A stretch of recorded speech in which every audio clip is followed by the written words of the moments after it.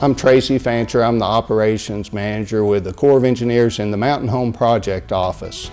It's located here in Mountain Home at 324 West 7th Street, and that's just a few blocks west of the old downtown courthouse and town square.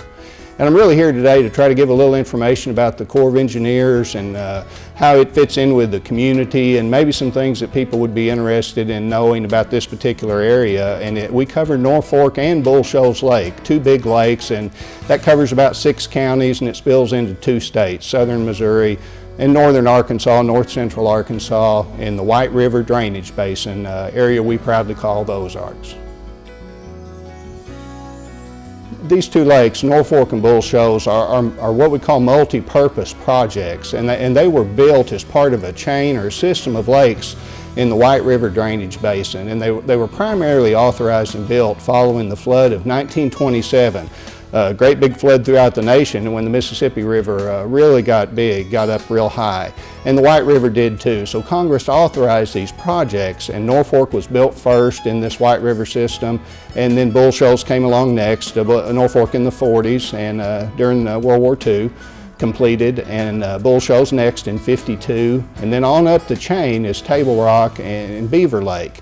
And by being multi-purpose projects, the primary reason they were built to start with was to control flood, was to capture floodwaters, store it, and be able to release it in a controlled fashion downstream. As conditions got right downstream, further south in Arkansas, we could release these waters primarily through the hydroelectric generation, use generators, which was another purpose or another function there, along with flood control.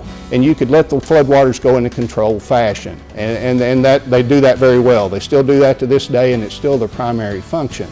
But along with that, as time went along, they became great recreation lakes. The water, clear waters, nice land around the lake, camping, outdoor recreation became very popular, and these became very desirable places for people to do that. So the Corps of Engineers, a federal agency, part of the U.S. Army and Department of Defense, added in parks areas around the lakes and facilities to try to help the American public enjoy this.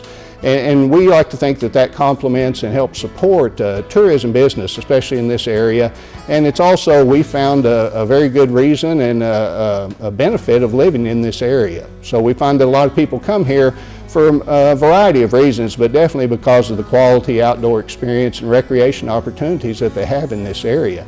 The lakes are also used for municipal water, for drinking water, and the city of Mountain Home gets their water supply from North Fork Lake. North Fork and Bull Shoals combined total about 160,000 acres of land and water. At the normal pool, the conservation or normal pool for both lakes, about 60,000 of that is water between the 2 lakes, 40,000 on Bull Shoals, 20,000 on North Fork, and about 100,000 acres of public lands. As the water would go up, if we were capturing flood water, there'd be less land and more water. But a lot of public land around the lakes, and that was it's different philosophies came about in time for the government. At the time that North Fork and Bull Shoals were purchased or authorized, the government purchased a lot of land around the lake. We feel that's been a great benefit to the lake, to the quality of the water, and also to the quality of the recreational experience that people get on these lakes, even in comparison to Table Rock and Beaver, which are still part of the system just upstream. They came along at a later time, and the government did not purchase as much land there. They just purchased to the top of the flood pool. They bought the right to flood that. They actually bought flowage easement, whereas North Fork and Bull Shoals were purchased fee simple, outright. So it's made a difference in how close housing, development, and other things can get to the lake. And although some people would like to be closer, we think a long-term benefit is that people are back further away and they can still enjoy the lake, but it has helped keep this buffer strip or filter strip of land between development and the water, which has helped our water quality tremendously over time. Below each dam is a very nice cold water trout fishery that was in cooperation with the U.S. Fish and Wildlife, done by the federal government as mitigation for the warm water fishery that was lost when the dams were built, primarily smallmouth bass and other warm water species. The trout, they do well in the cold water, but it's very dependent upon the water levels. How much generation, there's 8 generators, 8 generating units at Bull Shoals and 2 at Norfolk. And depending on the level of generation, how many of those are running at any given time, it can affect decisions that people make below when they want to fish, whether they're in a boat or they're going to fly fish or wade.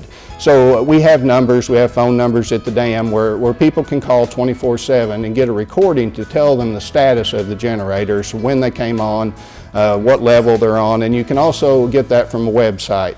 To help make decisions and help try to be safe when you make decisions about what you want to do for your fishing or recreation. We do allow some limited private boat docks around the lake, around each lake, and that's done in accordance to a shoreline management plan that was developed for each lake. And those are available on the website, and they're also available at our office, and they go into more specifics. But basically it's like a city zoning situation where certain areas may be approved for boat docks and some areas are set aside or protected.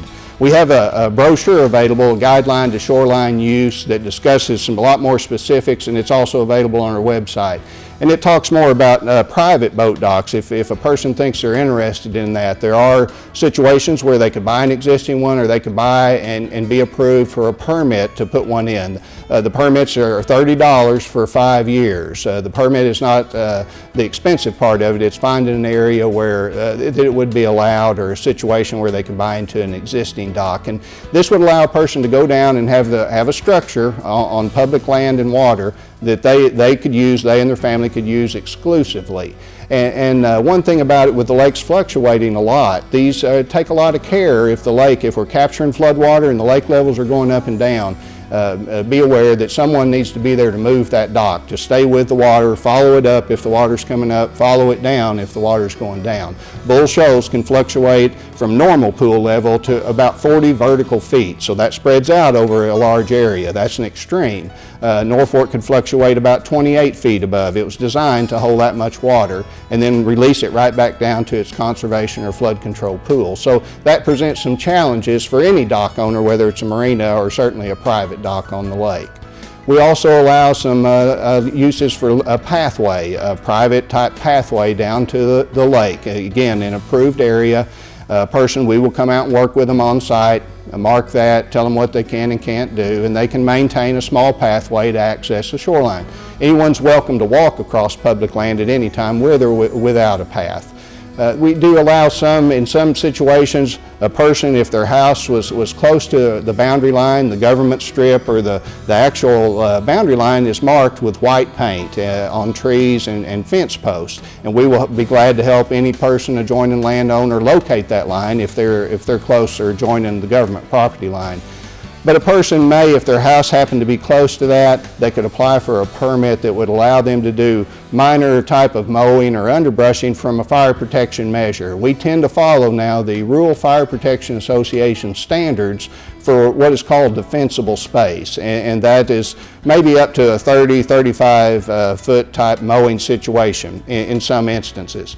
And then maybe some small limbing, and again, we meet you on site and talk about specifics before we would issue that permit. But it's primarily so that if a fire did happen to come from public land, that it would have a space where it wouldn't reach your structure, your property. There would be a mowed or defensible space there, is the intent of the permit.